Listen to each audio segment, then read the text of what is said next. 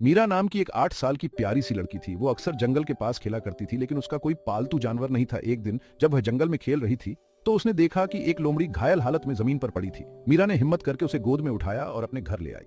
मीरा ने लोमड़ी की मरहम पट्टी की और उसे खाना दिया। धीरे धीरे लोमड़ी ठीक होने लगी और उनके बीच एक खास रिश्ता बन गया। रोज सुबह लोमड़ी मीरा के दरवाजे पर आकर उसका इंतजार करती और दोनों साथ में खेलते थे। मीरा को इस नई दोस्ती से बहुत खुशी मिलती थी। एक दिन लोमड़ी अचानक गायब हो गई। मीरा ने उसे पूरे जंगल में ढूंढा, लेकिन वो कहीं नहीं मिली। मीरा को बहुत दुख हुआ और वो उदास होकर घर लौट आई। लेकिन तभी मीरा ने देखा कि उसकी दोस्त लोमड़ी दरवाजे के बाहर खड़ी थी।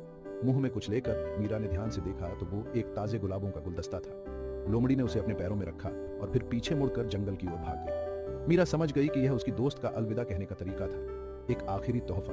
दोस्ती के रूप में मुस्कुराई और आसमान की तरफ देखकर अपनी प्यारी दोस्त को धन्यवाद कहा। उसने महसूस किया कि सच्ची दोस्ती भले ही दूर चली जाए, लेकिन उसकी यादें और प्यार हमेशा दिल में बसा रहता है। तो नीचे दिया हुआ गुलाब का बटन दबा